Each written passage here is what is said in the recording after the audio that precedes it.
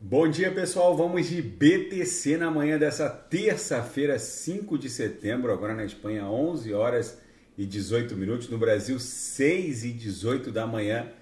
Gente, a BTC ficou selvagem nessa madrugada. Fez a mínima aqui no diário em 25.562. Não ameaçou a mínima de 1 de setembro, onde ela bateu 25.333. E muito menos a mínima do dia 17 de agosto, onde bateu 25.166.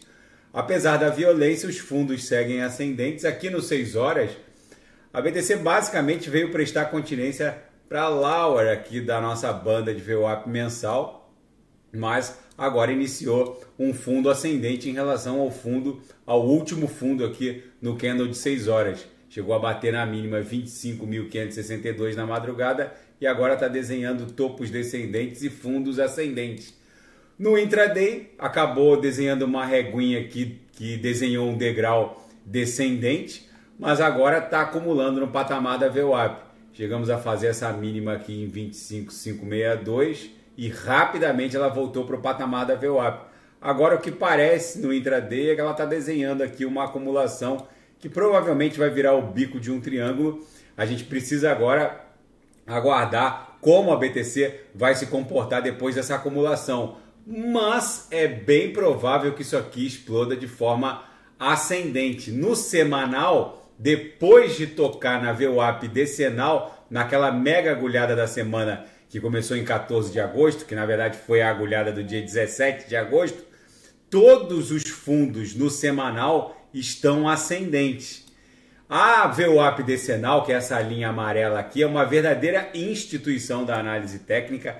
Isso aqui está muito provavelmente evoluindo para uma grande cunha triangularizada. Isso aqui vai ficar pipocando agora no semanal com a movimentação do DXY, que está perdendo força. A BTC deve dar um Sputnik ali para próximo de 30 mil dólares, ficar acumulando. Em algum momento, essa grande cunha aqui no semanal vai acabar redundando numa explosão em direção ao patamar próximo de 40 mil dólares. Pode ficar entre 36 e 40 mil. Tem muita gente boa abrindo short, achando que a BTC vai para 22, vai para 20 e não vai. E outra, eu vou analisar a dominância. A dominância, quando a BTC cai assim, que a BTC cai menos que as altcoins, a dominância deveria estar explodindo e a dominância está cedendo. Eu já vou analisar a dominância, vou fazer uma outra análise.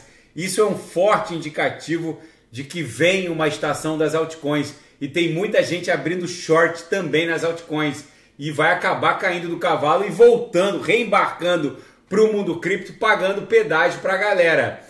E na seara fática, a Tether, a emissora da maior stablecoin do planeta, agora é um dos principais compradores globais de títulos, de treasuries norte-americanos. Quem diria que uma emissora de stablecoin, que já foi inclusive alvo da sanha persecutória dos reguladores financeiros norte-americanos, hoje empresta liquidez para esses treasuries e esses bonds, principalmente para os bonds, que são títulos de curtíssimo prazo, que podem eventualmente enfrentar uma crise de liquidez, porque ninguém mais acredita que os americanos vão pagar essa dívida de 32 trilhões de dólares.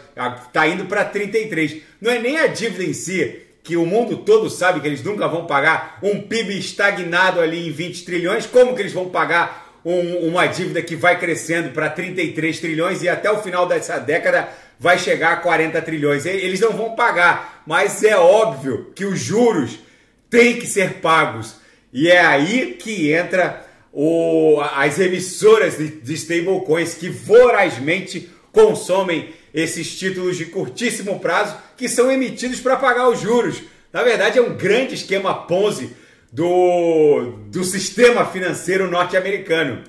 E os americanos são os maiores detentores de criptoativos, principalmente BTC, Ethereum, Dogecoin e Shiba Inu. Os americanos são com certeza os maiores detentores de criptoativos do mundo. E o regulador japonês vai eliminar o imposto sobre ganhos não realizados.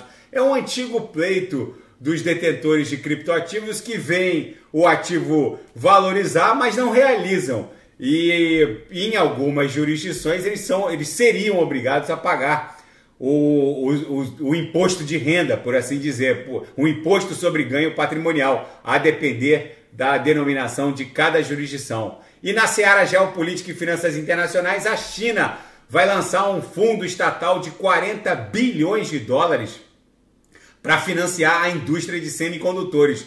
Começou há mais de 2 anos essa guerra sino-americana por semicondutores de até 7 nanômetros. O fato é que a guerra russo-ucraniana está demonstrando que agora semicondutores é o novo petróleo, é um insumo militar. Esse último ataque com o enxame de drones que aconteceu na fronteira da Rússia com a Lituânia, a quase 600 quilômetros do palco de guerra russo-ucraniano, demonstrou que esses insumos são insumos militares, e agora a China provou com essa nova geração de semicondutores que está, sim, na liderança dessa corrida maluca por semicondutores de até 7 nanômetros. Eles conseguiram fabricar semicondutores de até 5 nanômetros já.